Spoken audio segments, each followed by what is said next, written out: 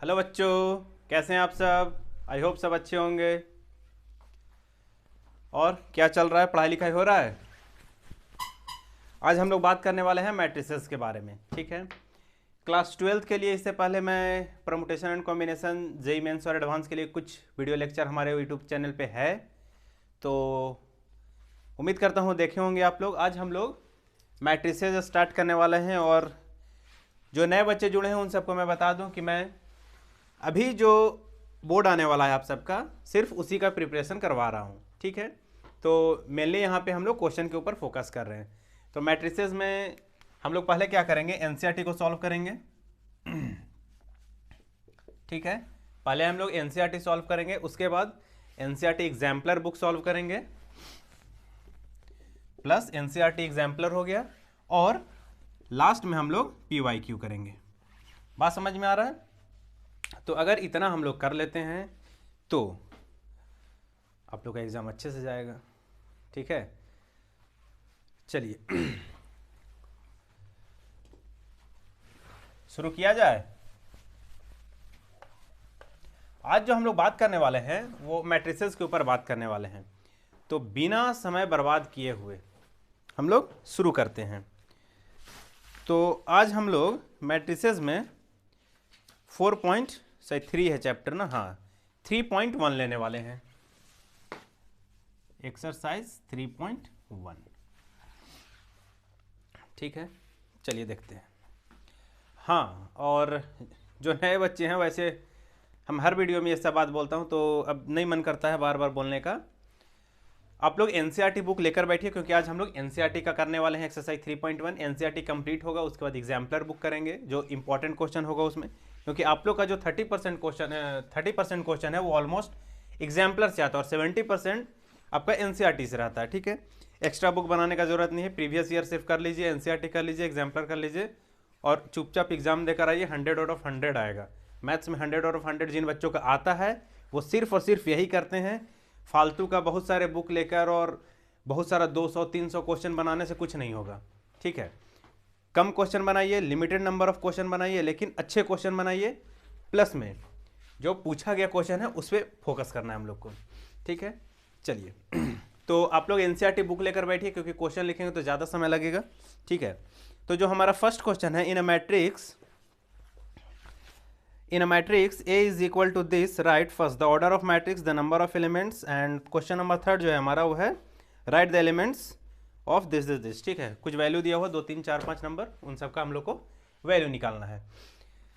आप सबको बता दो कि ये वीडियो आप लोग के लिए शूट भी हो रहा है ऑनलाइन बच्चों के लिए, और ये क्लास ऑफलाइन भी चल रहा है। तो यहाँ ऑफलाइन बच्चे भी बैठे हुए हैं, यहाँ पे बच्चे हैं हमारे पास। ठीक है, तो क्या बच्चे लोग समझ में आ रहा है ना। Yes sir. चलिए ठीक है, तो शुरू किया जाए। आप सबका तो और भी क्लासेस हो चुका है, ठीक है, लेकिन अब ये ऑनलाइन शुरू हो रहा है, तो चलिए देख लेते हैं। तो जो हमारा फर्स्ट क्वेश्चन है वो है, in a matrix A is equal to, matrix दिया हो हमारा 2 5 19 और -7, 35 -2 5/2 12 √3 1 -5 एंड 17। ये हमारा मैट्रिक्स हो गया।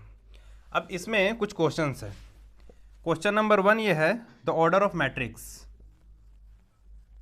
ऑर्डर ऑफ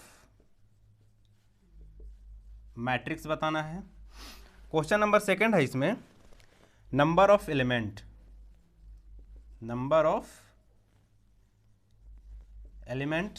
और जो इसमें क्वेश्चन नंबर 3 है हमारा वो है, right the element A13 A21 A33 A24 और एट लास्ट A23। इन सब का क्या मतलब है, कैसे करते हैं, सब हम लोग सीखेंगे। वैसे आप लोग पढ़ ही चुके होंगे। ठीक है, हम लोग सिर्फ यहाँ क्वेश्चन रिवीजन कर रहे हैं, फिर भी मैं कोशिश करूंगा कि जितना हो सके थोड़ा बहुत थ्योरी देते चले।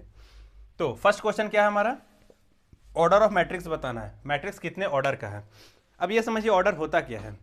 तो ऑर्डर बेसिकली होता क्या है ना कि रो बाई कॉलम, ठीक है, रो बाई कॉलम को हम लोग ऑर्डर बोलते हैं। कहने का मतलब ये हुआ कि मैट्रिक्स में कितना रो है, ठीक है, बात समझ में आ रहा है आप लोग को? Yes sir. तो मैट्रिक्स में कितना रो है और कितना कॉलम है, उन दोनों के जब आपस में मल्टीप्लाई करते हैं तो हमारा ऑर्डर बन जाता है, ठीक है। तो चलिए यहाँ बताइए इसमें कितना ऑर्डर है, कितना मतलब इसमें रो है और कितना कॉलम है। हॉरिजॉन्टल लाइन को हम लोग क्या बोलते हैं? रो बोलते हैं, और वर्टिकल लाइन को हम लोग कॉलम बोलते हैं, ठीक है। यहाँ देखिए हॉरिजॉन्टल लाइन रो होता है और वर्टिकल लाइन हमारा कॉलम होता है। तो टोटल ये R1 R2 और ये R3, टोटल कितना रो आया? 3 रो आया, और कॉलम कितना है हमारा? 4। तो ये 3/4 का बन गया। बस यही क्वेश्चन में था, इसमें फर्स्ट एक्सरसाइज में कुछ है भी नहीं, पहला क्वेश्चन है। तो ऑर्डर ऑफ मैट्रिक्स, पहले हम लोग रो को लिखते हैं, ये हमारा रो हुआ, और उसके बाद कॉलम लिखते हैं, इन दोनों के बीच में प्रोडक्ट साइन लगता है, मल्टीप्लाई होता है, पढ़ा जाता है 3/4। 3 × 4 नहीं पढ़ देना आप लोग को। चलिए question number 2, number of element. अब नंबर ऑफ एलिमेंट टोटल इसमें कितना होगा? तो अगर ऑर्डर आपको पता है तो नंबर ऑफ एलिमेंट आप इजीली फाइंड कर सकते हैं, करना कुछ नहीं है, डायरेक्ट मल्टीप्लाई कर देना है आपको। जो आपका ऑर्डर आया हुआ है जैसे 3/4 था, उसमें हम लोग को क्या कर देना है? मल्टीप्लाई। तो टोटल कितना हो जाएगा? 12। Number of element total 12। Last है A13 A21 A33 A24 A23 element का नाम बताना है। तो देखिए ये जो पैटर्न है वो ऐसे रहता है, अगर 3/4 है तो 3 रो 4 कॉलम, तो ये ऐसे रहेगा A11 A12 A13 A14 A21 A22 A23 A24 A31 A32 A33 A34, ठीक है, हो गया। ये इस पैटर्न में आता है और ये होता है हमारा 3/4। समझ में आ रहा है बच्चा लोग? Yes sir. ठीक है, तो हमसे पूछा जा रहा था A13, तो अब यहाँ 13 ये पोजीशन आया। अब इसमें ढूंढिए कि 13 पे क्या था हमारा? 19 था, है ना? Yes sir. समझ में आ रहा है? Yes sir. तो ये हो गया हमारा 19। A21 पे क्या है हमारा? 35। Second row and first column कितना है? 35। A33 बताइए जल्दी, थर्ड रो थर्ड कॉलम जल्दी। 5/2। थर्ड रो थर्ड कॉलम 5/2 है या -5 है? Third row third column A33 -5 होगा। समझ में आ रहा है? A24 second row fourth column, second row fourth column जल्दी। 12। सेकेंड रो फोर्थ कॉलम कितना हो जाएगा? 12। Second row third column A23 second row third column जल्दी 5/2। कितना हो जाएगा? Second row third column 5/2। Very good, practice थोड़ा फास्ट करना है, ठीक है। चलिए बात समझ में आ रहा है? बढ़ते हैं हम लोग अगले क्वेश्चन की ओर। Question number 2।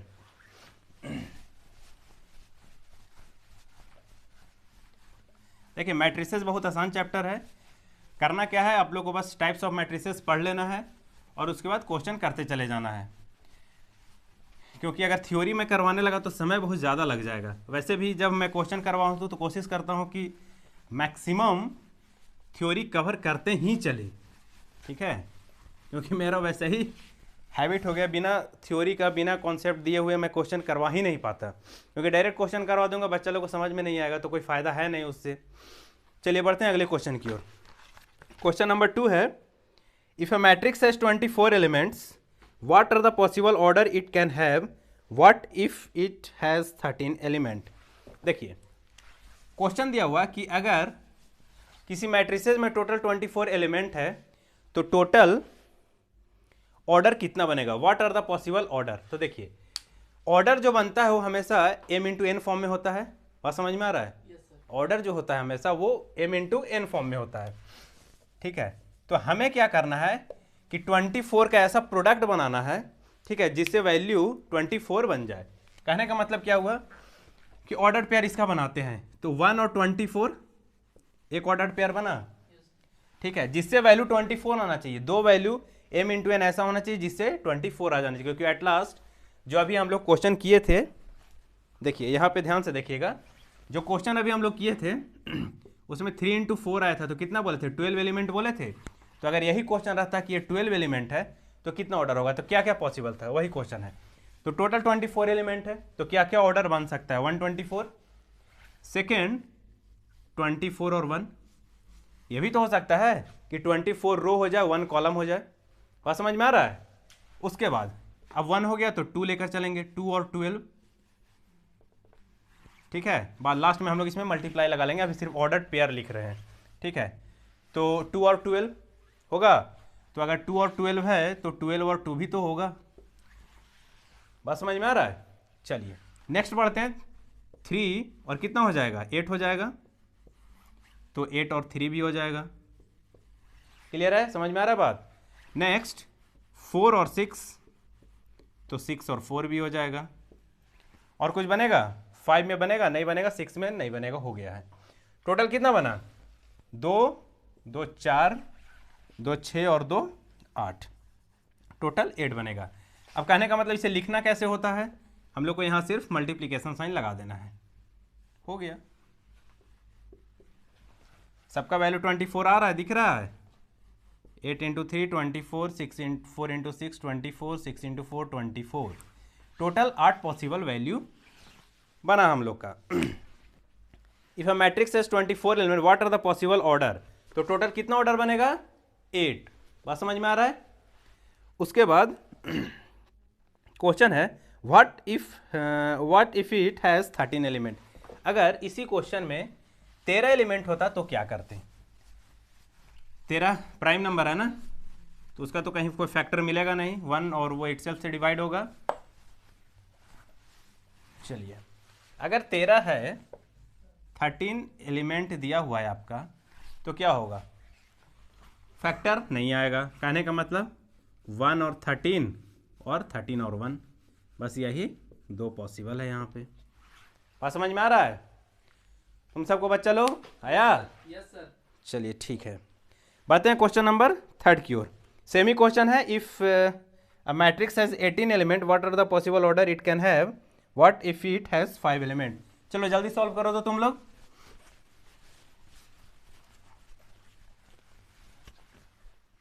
जल्दी आंसर बताओ।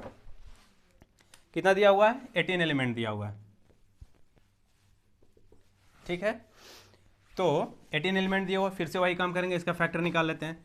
तो 1 और 18 हो जाएगा, तो 18 और 1 भी हो जाएगा। कहने का मतलब क्या हुआ कि अगर जब 1 और 18 में हम लोग जब मल्टीप्लाई करके लिख लेंगे, ठीक है, चलिए ऐसे ही कर लेते हैं, बाद में वैसे भी मल्टीप्लाई करते हैं। कहने का मतलब कि प्रोडक्ट फॉर्म में डायरेक्ट हम लोग ऑर्डर फॉर्म में लिख दे रहे हैं। 1 इंटू 18, कहने का मतलब 1 रो और 18 कॉलम। 18 इंटू 1, 18 रो 1 कॉलम, ये भी पॉसिबल है। उसके बाद 2 से होगा? बिल्कुल होगा, 2 9 और 9 इंटू 2, ये भी पॉसिबल है। 3 से होगा? बिल्कुल होगा, 3 इंटू 6, 3 इंटू 6 और 6 इंटू 3। समझ में आ रहा है? और कुछ होगा? 3 6 हो गया, 7 होगा? 6 हो गया। 9 होगा? 8 होगा? नहीं होगा। 9 होगा? 9 तो लिख चुके हैं, मतलब टोटल कितना बना? 6। तो टोटल 6 ऑर्डर पेयर हमारा बनेगा। बात समझ में आ रहा है? इसी में एक और क्वेश्चन है, अगर इसमें 5 एलिमेंट हो तो 5 एलिमेंट, ठीक है। तो 5 एलिमेंट क्या है? प्राइम नंबर है, तो प्राइम नंबर है तो क्या क्या बनेगा? 1 और 5 और 5 और 1। कहने का मतलब 1 रो 5 कॉलम, पहला क्राइटेरिया, और दूसरा होगा हमारा 5 रो 1 कॉलम। क्लियर है? बढ़ते हैं अगले क्वेश्चन की ओर। आप लोग कॉपी पेन लेकर बैठिए, ठीक है। जैसे जैसे हम क्वेश्चन यहाँ लिख रहे हैं, वीडियो को पॉज कीजिए और उससे पहले आप लोग सॉल्व कीजिए। जितने भी ऑनलाइन में बच्चे हैं हमारे, उन सबको ये काम करना है, ठीक है। ऑफलाइन वाले बच्चों के लिए तो मैं उन लोग को पहले ही ये करवा चुका हूँ, सिर्फ रिवीजन के लिए यहाँ पे बुलाया हूँ, ठीक है। चलिए क्वेश्चन नंबर 4 है हमारा। क्वेश्चन नंबर 4, क्वेश्चन नंबर 4 है, construct a 2x2 matrix A is equal to Aij whose element are given by. देखिए A इज इक्वल टू क्या दिया हुआ है? Aij ये मैट्रिक्स का फॉर्म दिया हुआ है, और जो हमारा इसमें फर्स्ट है वो कंस्ट्रक्ट करना हम लोग को 2/2 याद रखना है। कितने का कंस्ट्रक्ट करना है? 2/2 का। तो फर्स्ट है हमारा Aij is equal to i plus j divided by 2, और ये इसका होल स्क्वायर था, ठीक है। और सेकंड है, सेकंड क्वेश्चन है इसी में, सेकंड छोड़ देते हैं, सेकंड आसान है, थर्ड कर देते हैं। ये थर्ड है Aij i plus 2j whole square divided by 2, ठीक है। और हमें चाहिए 2/2 matrix Aij whole square by 2, ठीक है। चलो बच्चों लोग, तुम लोग सॉल्व करो जल्दी। बस हो गया सर। सॉल्व हो रहा है? Yes sir. हमको क्वेश्चन भी लिखना पड़ रहा है यहाँ, तुम लोग के पास बुक है। सॉल्व हो गया? Yes sir. ट्राई करो जल्दी। मेरे लिखने से पहले, मेरे को सॉल्व करने से पहले बन जाना चाहिए। फर्स्ट का आंसर 8, सेकंड का 1 और 3 नंबर का 18। चलिए ठीक है। Aij और हम लोग को 2/2 का मैट्रिक्स बनाना है। तो 2/2 मैट्रिक्स बनाने के लिए हमारे पास क्या एलिमेंट आएगा? A11, A12, A21, A22। बात समझ में आया? चलिए फर्स्ट के लिए फाइंड करते हैं A11। जब A11 करेंगे तो I के जगह पे 1 और J के जगह पे भी क्या आएगा? 1 आएगा, मतलब 1 + 1 होल स्क्वायर बाई 2। बात समझ में आ रहा है? तो कितना हो गया? 2/2। कर दे ऐसे? बिल्कुल नहीं कर सकते हैं, गलत हो जाएगा। 2 का स्क्वायर है, 2 का स्क्वायर कितना होता है? 4। 4 डिवाइडेड बाय 2 कितना आया? 2 वैल्यू मिला। उसके बाद A12, जब A12 करेंगे, ठीक है, ये वैल्यू मैं ऊपर में लिखते चलता हूँ। A11 का जो वैल्यू मिला हमको वो मिला है 2। A12 का जो वैल्यू मिलेगा वो यहाँ लिख देंगे, A21 और A22, ठीक है। चलिए A12 का वैल्यू कितना मिलेगा? तो A12 I1 है और J2 है हम लोग का। तो 1 + 2 3, 3 स्क्वायर कितना होगा? 9, 9/2। डायरेक्ट सॉल्व कर दे रहे हैं, 9/2। उसके बाद A13, आप लोग 12th में है, ये सब समझ में आना चाहिए। A13 तो I के जगह पे 1 रखना है और J के जगह पे कितना रखना है? 3 रखना है। कितना हो जाएगा? 4, 4 स्क्वायर 16, 16 डिवाइडेड बाय 2 8। समझ में आ रहा है? लास्ट 1 3 कैसे? 2/2 का ही था ना, ठीक है, हमें लगा 3/3 का है, ठीक है। तो ये 2 1 कर देते हैं, क्योंकि हम लोग को 2/2 मैट्रिक्स ही बनाना था, ठीक है। हम 3/3 मैट्रिक्स सोच लिए थे। चलिए A21, तो 2 + 1 3, 3 स्क्वायर 9, 9/2 अगेन 9/2। और लास्ट हो जाएगा A22, जिसका वैल्यू आ जाएगा 2 + 2 4, 4 स्क्वायर 16, 16 डिवाइडेड बाय 2 कितना हो गया? 8 हो गया। चलिए A11 कितना आ गया हमारा? 2। A12 कितना आ गया? 9/2। A21 कितना आ गया? अगेन 9/2। और A22 कितना आ गया? 8, ठीक है। तो जो हम लोग को मैट्रिक्स बनाना था वो ये हुआ हम लोग का। देखिए A is equal to A11 2 A12 9/2 A21 9/2 and A22 8। ये हमारा मैट्रिक्स बना। बात समझ में आ रहा है? तुम सबसे हुआ था? Yes sir. हो गया था सबसे? Yes sir. कोई गधा जिससे ना हुआ हो? तीसरा ओ पीछे बेंच हो गया। हाँ, तुम लोग दिन भर मोबाइल में लगे रहो, पढ़ना लिखना तो 22:30 हो गया है। गधा कहेंगे। क्या कर रहा है पीछे वाला? पबजी खेल रहा है? बुला के लाओ, बुला के लाओ।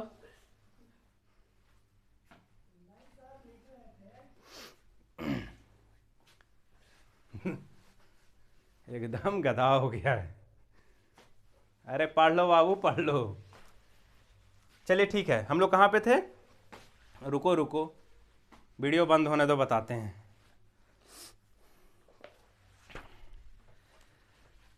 चलिए हम लोग का जो सेकेंड नंबर आई बाई जे है, ठीक है। तो जो हमारा आई और जे का वैल्यू है 2/2 का था, तो वैल्यू रखते चले जाएंगे, आसान हो जाएगा। एक मैं करवा दे रहा हूँ third number, a i j is equal to, तुम लोग से बनेगा ना कथा लोग, आई बाई जे। आंसर आ गया। आंसर आ गया, Yes, अरे वाह, बहुत खुश हो रहा है यार। चलिए ठीक है, अच्छा क्वेश्चन तो वहाँ लिख दिए हैं, चलिए ठीक है। यही सेम फॉर्म है, 2/2 का ऑर्डर बनाना था हम लोग का, 2/2 का। चलिए देखिए, हाँ दिखाई कैसे देगा, दिखाई तो कुछ और देगा तुम लोग को। ठीक है, चलिए वैल्यू रखते हैं। तो A11 का वैल्यू क्या हो जाएगा, आई का वैल्यू 1, जे का वैल्यू 1, तो 1 + 1 और इंटू 2 हो गया, तो कितना हो गया, आई का वैल्यू भी 1 रखना है, जे का वैल्यू भी 1 रखना है। 1 प्लस और 2 इंटू 1 2, 2 + 1 3, 3 स्क्वायर 9, 9/2। कैलकुलेशन समझ में आ रहा है ना? Yes sir. हाँ ठीक है, थोड़ा फास्ट कैलकुलेशन करना है। उसके बाद A12, आई का वैल्यू 1 रखना है, जे का वैल्यू 2 रखना है, तो 1 + 2 इंटू 2 कितना होगा, 4, 4 + 1 5, 5 स्क्वायर 25, 25/2। समझ में आ रहा है? Yes sir. उसके बाद A22 कितना होगा, आई का वैल्यू 2, जे का वैल्यू 2, 2 + 2 इंटू 2 4, 4 + 2 6, 6 स्क्वायर 36, 36/2 होगा। हाँ इतना ही है ना, हाँ या कुछ और है, ना सोच लो 18। कितना हो गया, 18। समझ में आ रहा है? और एट लास्ट कितना हो जाएगा, अच्छा एक नहीं फाइंड किया ना, ठीक है। A22 हो गया, और एक हमें चाहिए A21, ठीक है। A21 का वैल्यू कितना हो जाएगा, 2 + 2 कितना हो गया, 4, 4 का स्क्वायर, जल्दी, 4 का स्क्वायर 8 होता है। 16 मेरे क्लास में ना कुछ नमूने भी हैं, ठीक है। 4 का स्क्वायर 8, 4 इंटू 2 नहीं बोले थे, स्क्वायर बोले थे। तो कितना हो गया, 2 1 2 + 2 into 1 2, 4, 4 square 16, 16 divided by 2 which is equal to 8। Last में आंसर बताया था क्या, 8। चलिए ठीक है, सारा वैल्यू लिख लिया, 4 वैल्यू लिखना था, A11, A12, A21, A22, clear है। तो जो हमारा वैल्यू बनेगा वो क्या बनेगा, A11 पहले आएगा, A11 का वैल्यू 9/2, उसके बाद A12 25/2, A21 8 and A22 4, 4 + 2 6 square 36/2, ठीक है 18, ये 18 हो गया, ये होगा हमारा आंसर। समझ में आ रहा है बच्चा लोग? चलिए ठीक है, नेक्स्ट क्वेश्चन है हमारा, कंस्ट्रक्ट 3/4 मैट्रिक्स। हाँ ये मजेदार आएगा। अब ये जो क्वेश्चन है ना, क्वेश्चन यही है जो अभी कर रहे थे, ऐसा नहीं कि कुछ इसमें बहुत कुछ एक्स्ट्रा करना है हम लोग को। जो यहाँ है, जो किए हैं इस क्वेश्चन में, वही काम यहाँ भी करना है, लेकिन थोड़ा सा ये बड़ा मैट्रिक्स है तो अच्छे से करना पड़ेगा। पहले क्या करना है, फॉर्म लिख लेना है हम लोग को, ठीक है। तुम सबको समझ में आ रहा है? पहले फॉर्म लिख लेना है, उसके बाद ही सॉल्व करना है। तो जो हमारा मैट्रिक्स दिया हुआ है, देखिए ये जो मैट्रिक्स है वो हमें 3/4 का कंस्ट्रक्ट करना है। कहने का मतलब कि मैट्रिक्स ऐसे बनेगा, A11, A12, A13, A14, 3/4 है, मतलब 3 कॉलम होगा और 4 रो होगा, 3 कॉलम एंड 4 रोज, ठीक है। A21, A22, A23, A24, उसके बाद A31, A32, A33, A34, ये हो गया। ये हम लोग को कंस्ट्रक्ट करना है, तो यहाँ पे हम आंसर लिख देंगे।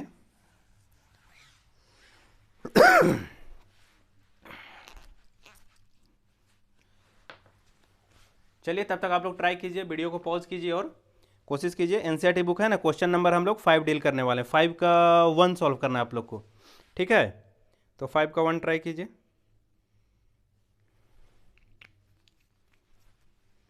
करना कुछ नहीं रहता है, सिर्फ वैल्यू रखते चले जाइए और कंस्ट्रक्ट करते चले जाइए।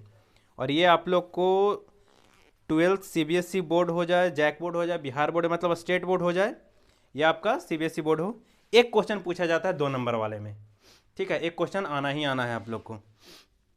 तो जो क्वेश्चन है हमारा, वो है a इज इक्वल टू, ऐसे समझ लीजिए क्वेश्चन जो है हमारा वो ए i j is equal to 1/2, ये मोड का साइन लगा हुआ है, मोड लगा हुआ है, -3i प्लस जे। बन गया तुम लोग से? Yes sir. 1/2 -3i प्लस जे, इसे हम लोग को 3/4 कंस्ट्रक्ट करना है, मतलब इस फॉर्म में लाना है। ठीक है, 3/4 का 3 रो और 4 कॉलम।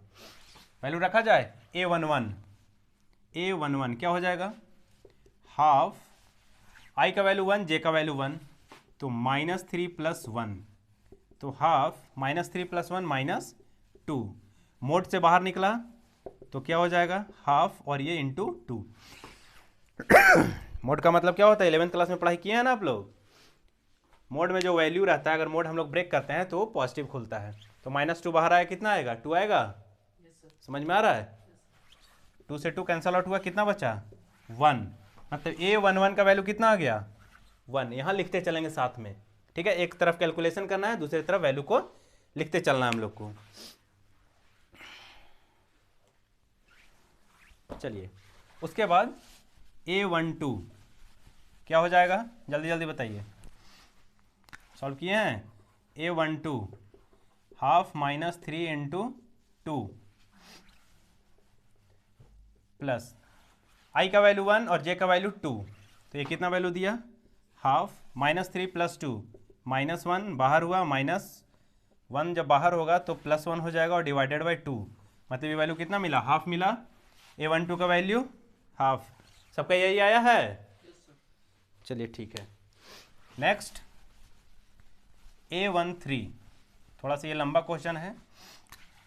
a13 कितना होगा, हाफ -3 + 3, ये वैल्यू कितना मिला, -3 + 3 कितना होता है, 0, तो जब 0 हो गया, 0 divided by something is equal to 0, ये ओवरऑल वैल्यू कितना देगा, 0 देगा, तो ये 0 हो जाएगा।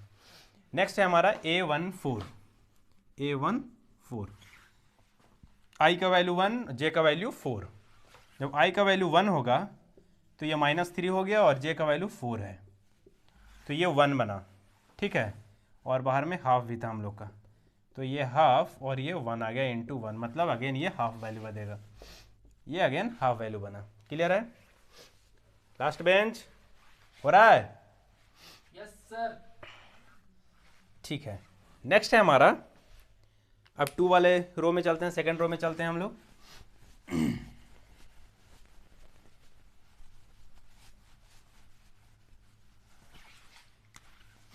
a21 कितना हो जाएगा, कहने का मतलब क्या हुआ, second row and first column, तो -3 × 2 + 1, यही होगा ना, सोच लीजिए, -3 × 2 + 1, वैल्यू कितना देगा, हाफ, -3 × 2 6 + 1 -5, मोड से हटा तो इंटू 5 हो गया, दैट मीन्स ये वैल्यू क्या बना, 5/2। सबको समझ में आ रहा है?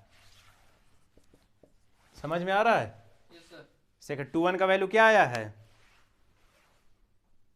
जल्दी, 21 का वैल्यू 5/2। 21 का वैल्यू 5/2, वेरी गुड। a22 का वैल्यू जल्दी बताओ, 2। कितना होगा, 6 + 4, देखिए 3 × 2 6 हुआ, -6 + 2 -4, मोड हटा 4 बचा, 4 divided by 2 2, very good. a23 का वैल्यू जल्दी देखिए, 2 3 अब रखना, अब थोड़ा आप लोग को भी प्रैक्टिस हो गया होगा, जल्दी जल्दी करते हैं। वैल्यू 2 रखे, 3 × 2 6 हुआ और इस पे 3 है, तो -6 + 3 -3 वैल्यू बचा, मोड हटा 3 बचा, 3/2, 3/2 होगा ना, यस सर। ठीक है। लास्ट 2 4, अब 2 4 है, 2 रखे तो -3 × 2 -6 + 4, तो वैल्यू कितना बचा, -6 + 4 -2, और मोड से हटाएंगे पॉजिटिव हो जाएगा, 2 बचेगा, 2 डिवाइडेड बाई 2 1 1 ही होगा ना, यस सर। ठीक है। चलिए अब एक लास्ट बचा हुआ है हम लोग को,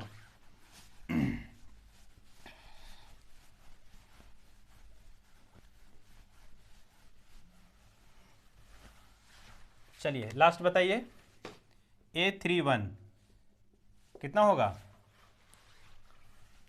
-3 × 3 + 1, एक कर दे रहे हैं उसके बाद डायरेक्ट हो जाएगा। 3 × 3 9, -9 + 1 कितना बचा? -8, मोड से हटाएं 8 बना, 8 / 2 4, 4 होगा। Yes sir. ठीक है, A32 वैल्यू 3 रखे तो -3 × 2 कितना होगा? 3 2 है ना, हाँ तो 3 रखे तो -9 + 2 कितना बचा? -7, 7 मोड से बाहर गया, 7/2 होगा आंसर। Yes sir. है आंसर, मिलाते जाना है, ठीक है। उसके बाद 3/3 तो 3 × 3 9, -9 और +3 -6, मोड से बाहर गया 6, 6 / 2 कितना बना? 3। क्लियर है, समझ में आ रहा है? Yes sir. लास्ट है हमारा 3/4, 3 रखे 3 × 3 9, -9 + 4 -5, मोड से बाहर गया 5, 5/2। सबका यही आया है। Last bench, yes sir. Practice चल रहा है। Yes sir. क्या क्या बनाए हो दिखाओ, थोड़ा कॉपी दिखाओ। तुम रे गधा, तुम बनाया है? क्या लिख रहा है ये?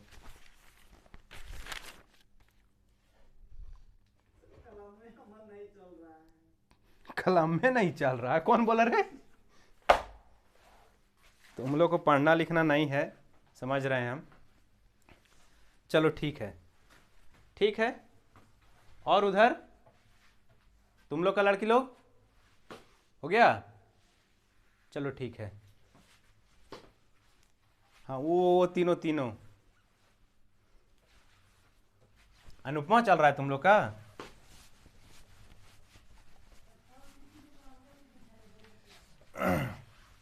चलिए ठीक है, तो क्वेश्चन नंबर 5 हो गया बच्चा लोग हम लोग को। अब हम लोग करना है हम लोग को क्वेश्चन नंबर 6।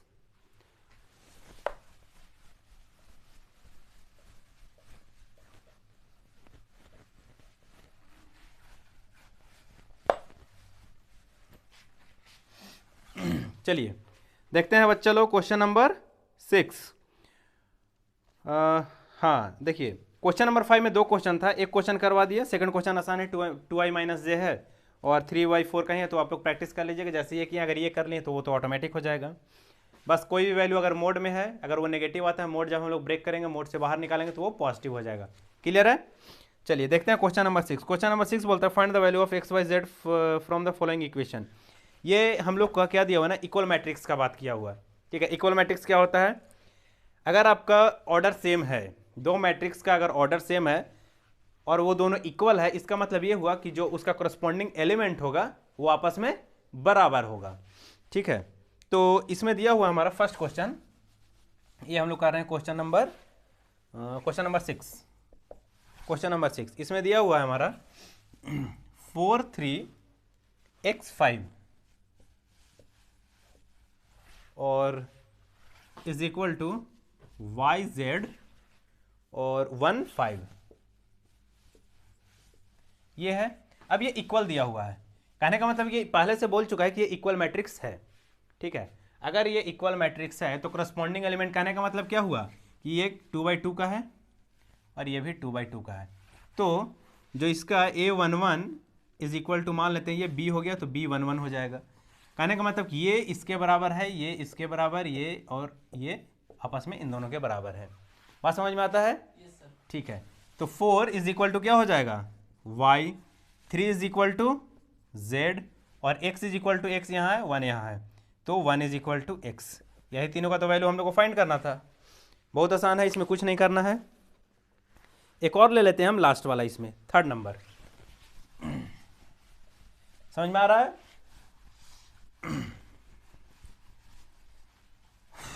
इस चैनल पे हम लोग NCERT plus NCERT exemplar plus PYQ सारा सॉल्व करने वाले हैं। ठीक है, जितना हो सकता है थ्योरी भी प्रोवाइड करवाऊंगा आप लोग के लिए, तो चैनल को थोड़ा सपोर्ट कीजिए। चलिए ठीक है, नेक्स्ट है हम लोग का, ये है question number 3rd, x + y + z उसके बाद है x प्लस जेड, उसके बाद है y प्लस जेड। ये हमारा, चलिए बताइए कितने ऑर्डर का ये मैट्रिक्स हुआ? 9 5 7। रो कितना है इसमें? 3 रो है, एक कॉलम है। कहने का मतलब ये 3 इंटू 1, ये भी 3 रो ऐसे ऐसे काउंट होता है ना, तो 3 रो और एक ही ऊपर से आ रहा है, मतलब एक कॉलम है, 3 इंटू 1 का है। अभी भी इक्वल मैट्रिक्स है? इक्वल मैट्रिक्स नहीं है? कैसे? है। अभी भी इक्वल मैट्रिक्स है, ऑर्डर सेम है। जब ऑर्डर सेम होता है तो इक्वल मैट्रिक्स होता है। दोनों का ऑर्डर सेम है ना, बात समझ में आ रहा है? तो अगर दोनों का ऑर्डर सेम है और ये बीच में इक्वल लगाओ, मतलब ये क्या हो गया? इक्वल मैट्रिक्स है। जब इक्वल मैट्रिक्स है तो करस्पॉन्डिंग एलिमेंट का वैल्यू क्या होगा? बराबर होगा। तो ऊपर में क्या दिया हुआ है? x plus y plus z is equal to, बोल सकते हैं कि 9 है। Similarly x plus z is equal to 5 और y plus z is equal to 7। ये हुआ? बस समझ में आ रहा है? तो अब हमें x y z का वैल्यू फाइंड करना है। तो क्या करते हैं, यहाँ से z का वैल्यू निकालते हैं और इसमें पुट कर देते हैं x वाले में। ठीक है, तो यहाँ से z का वैल्यू क्या मिलेगा? z is equal to 7 minus y. ये मिला, इसे सॉल्व किए हैं लास्ट वाले को। y plus z is equal to 7 था, तो z is equal to 7 minus y होगा। अब इस वैल्यू को हम सेकेंड नंबर वाले में पुट कर देंगे। यहाँ देखो, x plus z is equal to 5, ये है x plus z is equal to 5, और z का वैल्यू कितना मिला है हमें? 7 माइनस वाई। तो रख दें, तो x plus 7 minus y is equal to 5 होगा। समझ में आ रहा है? तो x minus y is equal to 7, right side गया तो -7 हो जाएगा, तो ये -2 हुआ। अब सबको समझ में आ रहा है? ये आया, तो एक वैल्यू हमें ये मिल गया, एक वैल्यू हमें यहाँ मिला था और इस वैल्यू में हम लोग पुट किए थे। ठीक है, उसके बाद x plus y plus z is equal to 9 है। z का वैल्यू फिर से हम लोग ऊपर वाले में पुट करेंगे, इस वाले में। ठीक है, बात समझ में आ रहा है? तो उसे हम यहाँ कर देते हैं। यहाँ पे क्या था? x plus y plus z, और z का वैल्यू यहाँ से निकाला है ना, 2 बार z का वैल्यू आपको पुट करना है ऊपर के दोनों इक्वेशन में। z कितना था? 7 माइनस वाई, तो यहाँ पे लिख देंगे हम लोग 7 minus y is equal to कितना दिया वो फर्स्ट वाले में? 9 ही है ना? समझ में आ रहा है? x plus y plus z, z का वैल्यू यहाँ से रखे 7 minus y, 7 minus y is equal to 9। समझ में आ रहा है? टोटल 3 इक्वेशन था, यहाँ से z को सिर्फ शिफ्ट किए हैं और ऊपर के 2 इक्वेशन में z का वैल्यू रख दिए। समझ में आ रहा है? यहाँ से y कैंसल आउट हुआ। ठीक है, तो x इज इक्वल टू कितना हो गया? 7 पॉजिटिव था, राइट साइड गया नेगेटिव हो गया, तो 2 बचा। समझ में आ रहा है? 9 minus 7 is equal to 2, x का वैल्यू निकल गया। अब जैसे ही x का वैल्यू निकला तो इसके प्रीवियस वाले इक्वेशन में इसमें पुट कर देंगे। x minus y is equal to -2 था, x का वैल्यू 2 मिला, तो 2 minus y is equal to -2, और minus y is equal to -4 होगा, और माइनस माइनस कैंसल आउट हो गया, y इज इक्वल टू 4। तो यहाँ से लिख दें y का वैल्यू कितना आ गया? y is equal to 4। समझ में आ रहा है? ठीक है, x का वैल्यू पता चल गया, y का वैल्यू पता चल गया, तो किसी भी एक इक्वेशन में रख, ऊपर वाले में रख देते हैं, z आ जाएगा, या इसी में रख देते हैं x plus z is equal to 5 था, x का वैल्यू 2 है, ये इक्वेशन था ना हमारा, x plus z is equal to 5, x का वैल्यू 2 आया हुआ है, तो z is equal to 5 minus 2, z is equal to 3। समझ में आया क्या किए? देखिए फिर से एक्सप्लेन कर दे रहा हूँ। ये 3/1 का मैट्रिक्स था, ठीक है, ये इक्वल मैट्रिक्स है, तो करस्पॉन्डिंग एलिमेंट का जो वैल्यू होगा वो आपस में बराबर होगा। कहने का मतलब x plus y plus z is equal to 9, x plus z is equal to 5, और y plus z is equal to 7 होगा। बात समझ में आ रहा है सबको? ठीक है, तो अब ये 3 इक्वेशन बना। हम क्या किए कि लास्ट वाले इक्वेशन से y plus z is equal to 7 से z का वैल्यू निकाले। z कितना हो गया? 7 माइनस वाई। अब इससे इसके ऊपर वाले में z का वैल्यू रख दिए, तो y में इक्वेशन आ गया x प्लस जेड, जेड का value 7 minus y, 7 minus y is equal to 5। जब उसे हम लोग सॉल्व किए तो ये वैल्यू मिला, x minus y is equal to -2। ठीक है, एक इक्वेशन ये बना।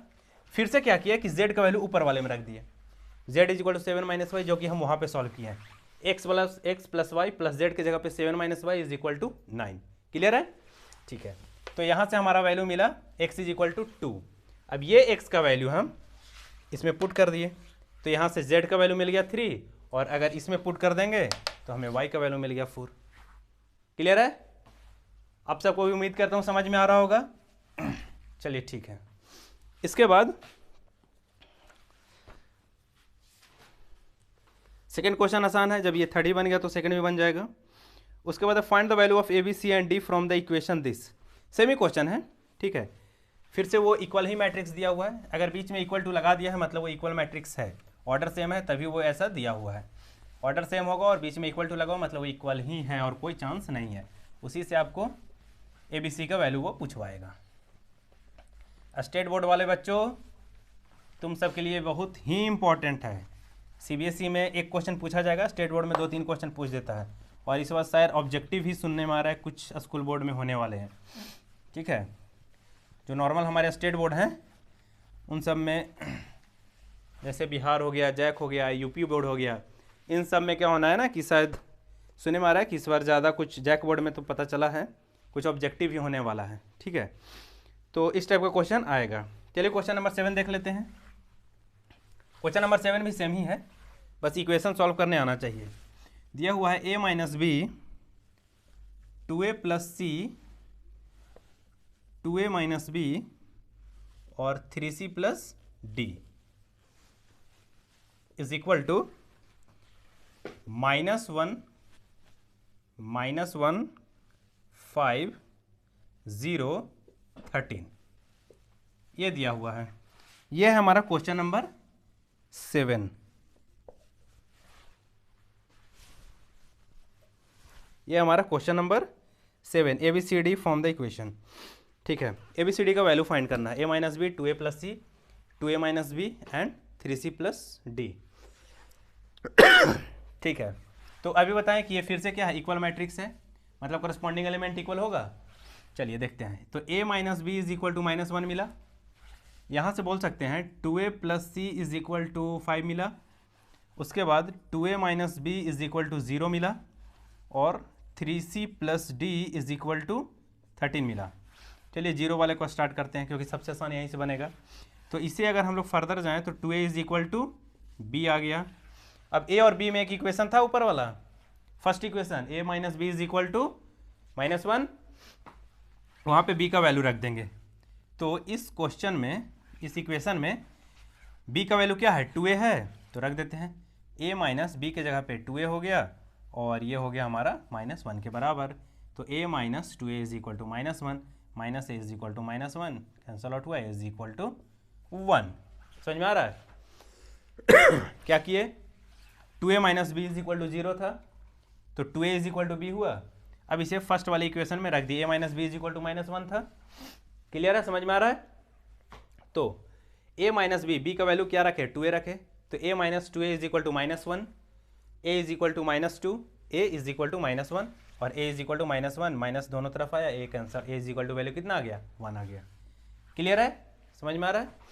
ठीक है, अब अगर a का वैल्यू हम निकाल लिए तो b का वैल्यू नहीं निकल जाएगा, a का वैल्यू 1 आया, तो इसमें पुट कर देते हैं 1 minus b is equal to -1, तो ये इस साइड आ जाएगा। कहने का मतलब हम यहीं पे कर देते हैं, तो हमारा वैल्यू आ जाएगा, a का वैल्यू कितना है 1 ना, उस साइड गया तो minus b is equal to -2, cancel out हो गया, b इज इक्वल टू 2। और ऐसे भी कर लेते हैं, यहीं पे था हमारा 2a is equal to b था, a का वैल्यू कितना आया 1, तो b का वैल्यू कितना आ गया 2a 2, तो यहाँ से लिख सकते हैं b का वैल्यू 2। यहाँ भी कर रख सकते थे डायरेक्ट, या वो हमको दिखा नहीं तो हम यहाँ पे रख दिए, कहीं भी रख सकते हैं, कोई दिक्कत नहीं है। a का वैल्यू मिल गया, b का वैल्यू मिल गया। अब हमें किसका वैल्यू चाहिए, c का, तो c का वैल्यू हम निकाल लेते हैं a और c से। देखिए यहाँ पे इस वाले में 2a plus c is equal to 5 है, a का वैल्यू हमको पता है कितना है 1, तो a का वैल्यू यहाँ 1 रख दिए, तो 2 plus c is equal to 5, तो c इज इक्वल टू 3 आया। क्लियर है, c इज इक्वल टू 3 आ गया। अब हमें लास्ट किसका चाहिए, d का चाहिए, वो लास्ट में रख देंगे। समझ में आ रहा है? अब सबको समझ में आ रहा होगा? ठीक है, अब हमें लास्ट एक चाहिए d का वैल्यू, तो c का वैल्यू निकाल चुके हैं, तो लास्ट वाली इक्वेशन में रख देंगे। 3c plus d is equal to 13 था, तो सी का वैल्यू कितना आया, 3 आया। तो क्या हो जाएगा, 3 × 3 + d इज इक्वल टू 13। तो d इज इक्वल टू 13 - 9 और ये वैल्यू बनेगा d का। 13 - 9 कितना होता है, 4। तो हमारा मिल गया value d is equal to 4। I hope समझ में आ रहा होगा आप सबको। तुम सबको बच्चा लोग सबका हुआ, यस सर। कोई दिक्कत, नो सर। सब समझ में आ रहा है ना। Yes sir. ये दूसरा बात तुम लोग को पढ़ा रहे हैं, अगर 100 में 100 नहीं आया, सबको खड़ा करके लाइन से पीटेंगे। डंडा देखा है ना मेरा घर वाला, वही डंडा लेकर आएंगे आप सबके लिए। चलो अभी जाकर हल्ला मत कर देना कि सर बोले हैं पीटने के लिए, ठीक है, पीटना इलीगल है।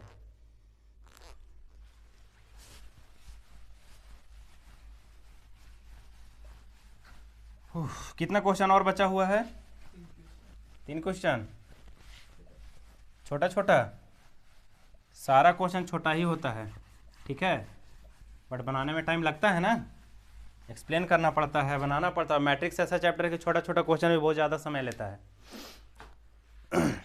चलिए क्वेश्चन नंबर 7 हो गया, देखते हैं क्वेश्चन नंबर 8। अच्छा ये सब तो आसान है। A is equal to as M into N is a square matrix if. अच्छा ये स्क्वायर मैट्रिक्स है। अब स्क्वायर मैट्रिक्स क्या होता है, स्क्वायर मैट्रिक्स आप सबको पता होगा। स्क्वायर मैट्रिक्स इसको बोलते हैं जिसमें रो और कॉलम दोनों आपस में क्या हो, बराबर हो, सेम हो, ठीक है। तो यहाँ पे दिया हुआ था कि ए i J M into N है, कोई एक मैट्रिक्स ए है, यही दिया हुआ है ना। और आपसे 4 ऑप्शन दिया हुआ, पूछा जा रहा है कि क्या कंडीशन होगा स्क्वायर मैट्रिक्स होने का। तो कुछ नहीं होगा, M is equal to N हो जाएगा। अगर एम और एन बराबर होगा तभी वो स्क्वायर मैट्रिक्स कहलाएगा, अदरवाइज वो स्क्वायर मैट्रिक्स नहीं होगा। तो जो भी ऑप्शन होगा टिक कर लीजिए, ऑप्शन नंबर सी। क्लियर है, समझ में आया, ठीक है। नेक्स्ट क्वेश्चन नंबर 9 हमारा, which of the given value of x and y make the following pair of matrices equal.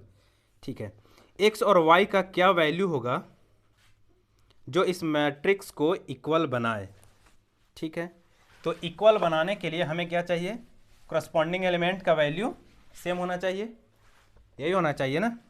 तो कर देते हैं, डायरेक्ट क्वेश्चन देख लीजिएगा आप लोग, बुक में है, हम सिर्फ आंसर लिख दे रहे हैं क्योंकि समय बहुत ज़्यादा हो रहा है। 3x + 7 इज इक्वल टू 0 होगा, और x और y का चाहिए ना। एक और इक्वेशन ले लेते हैं, यहाँ पे दिया हुआ है 5 इज इक्वल टू y - 2। इतना से काम चल जाएगा। देखिए 5 इज इक्वल टू y - 2 है, ठीक है, तो यहाँ से बोल सकते हैं y - 2 इज इक्वल टू 5 और y is equal to 7।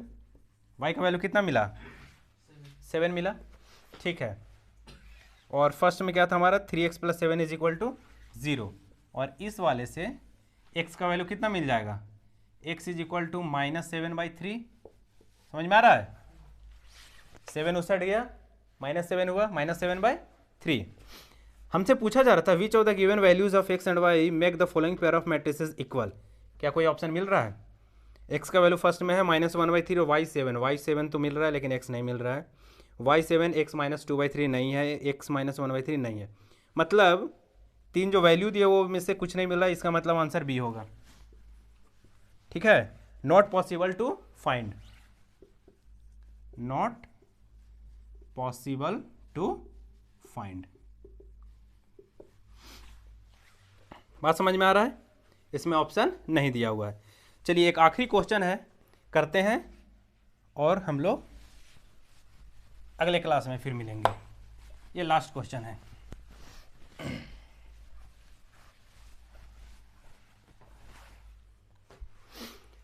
Question number 10, the number of all possible matrices of order 3/3 with each entry 0 और 1 इज। अच्छा, बड़ा इंटरेस्टिंग क्वेश्चन है। देखिए क्वेश्चन ये बोलता है कि कोई एक 3/3 का मैट्रिसेस है, ठीक है, तो 3/3 में ये आता है order A12 A13 A21 A22 A23 A31 A32 A33, ये आता है ऑर्डर। ठीक है, ऐसे हम लोग एलिमेंट लिखते हैं। अब क्वेश्चन ये पूछा जा रहा है कि अगर हर एक एंट्री जो एलिमेंट है आपका वो 0 और 1 हो, क्या हो, इसके जगह पे 0 आए या फिर 1 आए। ठीक है, ये इंक को भी अभी ख़त्म होना था। 0 और 1 आए हर एक के केस में, तो total number of possible matrices कितना बनेगा। अब अभी अभी हम PNC पढ़ा रहे थे, परमुटेशन एंड कॉम्बिनेशन। ठीक है, उसमें मल्टीप्लिकेशन रूल वैसे हम बताए नहीं है, लेकिन क्वेश्चन में अप्लाई हुआ है, वहाँ पे हम डिस्कस किए हैं।